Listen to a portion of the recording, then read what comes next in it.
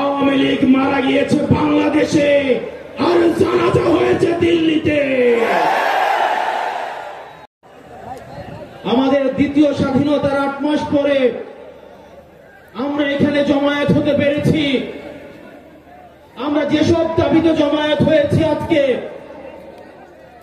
সেটি আমাদের জন্য গর্বের কিছু নয়, বরং এটি আমাদের জন্য লজ্জা। ৫ই আগস্ট সিদ্ধান্ত হয়ে গিয়েছে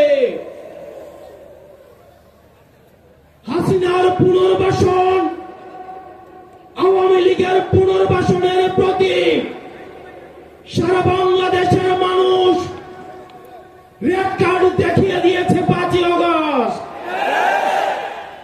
৫ই আগস্টের পরে ৫ই আগস্ট আমরা সিদ্ধান্ত জানিয়ে দিয়েছি, এই ভূখণ্ডে আওয়ামী লীগের আর পুনর্বাসন হবে না। সেই আওয়ামী লীগ আমাদের দাড়ি টুপিওয়ালা ভাইদেরকে বাইতুল মুকাররমের সামনে থেকে টেনে টেনে রাস্তায় নামিয়ে এনেছিল, সেই আওয়ামী লীগের আর পুনর্বাসন হবে না।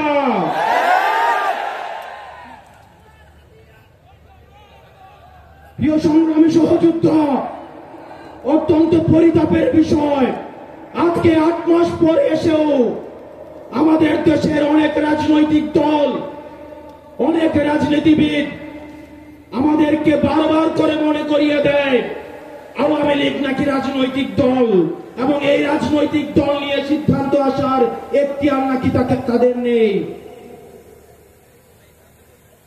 ডক্টর মোহাম্মদ ইউনূস গত কিছুদিন আগে বলেছেন আগামী নির্বাচনে আওয়ামী লীগ অংশগ্রহণ করবে কি করবে না সেটি সিদ্ধান্ত নাকি আওয়ামী লীগের।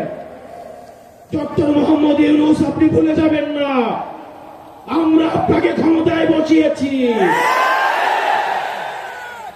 আওয়ামী লীগ নির্বাচন করবে কি করবে না, আওয়ামী লীগ আসবে কি আসবে না, এই সিদ্ধান্ত নিয়েছি আমরা। আওয়ামী লীগ মারা গিয়েছে বাংলাদেশে, আর জানাজা হয়েছে দিল্লিতে। আমার ভাই আবরার এবং শহীদ আবু আলিফের রক্তের উপরে পাড়া দিয়ে এই আওয়ামী লীগ বাংলাদেশে আসবে না। এই সংস্কার, আমাদের দেশের সবচেয়ে বড় সংস্কার, আওয়ামী লীগকে নিষিদ্ধ করতে হবে। কোন কিন্তু অথবা নেই, আচ্ছা দেখছি এরকম কিছু নেই, আওয়ামী লীগকে নিষিদ্ধ করতেই হবে। আপনারা ভুলে গেলে চলবে না, আওয়ামী লীগ কোন রাজনৈতিক দল নয়। ৭১ পরবর্তী সময়ে আপনারা দেখেছেন শেখ মুজিব সর্বপ্রথম বাকশাল কায়েম করে গণতন্ত্রকে গলা টিপে হত্যা করেছে। এই বাকশালী দিয়ে ৩০,০০০ জাসদ কর্মীকে হত্যা করে সারা বাংলাদেশে কসাইতন্ত্র কায়েম করেছে। আওয়ামী লীগের লুটপাটের কারণে আপনারা দেখেছেন ৭৪-এর দুর্ভিক্ষে ১৫ লক্ষ মানুষ মারা গিয়েছে। আমরা বারবার করে বলতে চাই, আওয়ামী লীগ কোন রাজনৈতিক দল নয়, আওয়ামী লীগ হচ্ছে একটি সন্ত্রাসী সংগঠন। এই সন্ত্রাসী সংগঠনকে নিষিদ্ধ করার মধ্য দিয়ে আমরা সংস্কার দেখতে চাই। একই সাথে সাথে শাপলায় যে হত্যাকাণ্ড হয়েছে, আমরা আপনাদের কাছে অনুরোধ জানাবো, এই শাপলা হত্যাকাণ্ডে যারা শহীদ হয়েছে, আজকের এই মঞ্চ থেকে এই শহীদের লিস্ট আপনারা জাতির সামনে প্রকাশ করুন। একই সাথে সাথে হাসিনার এই ফাঁসি না হওয়া পর্যন্ত প্রয়োজন হলে আমাদের শেষ রক্তবিন্দু দিয়ে এই তরুণ প্রজন্ম আমরা হাসিনার ফাঁসি নিশ্চিত করা পর্যন্ত আমরা আন্দোলন চালিয়ে যাব।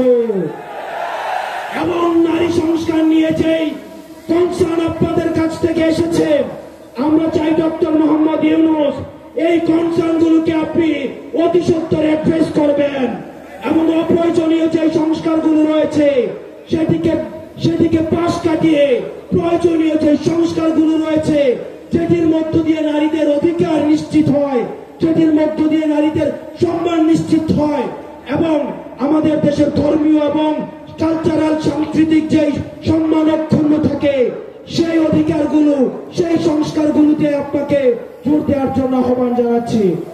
আপনারা ভালো থাকবেন, সুস্থ থাকবেন, হকের পথে, হালালের পথে, সত্যের পথে আমরা এনসিপি আপনাদের সাথে সবসময় রয়েছি।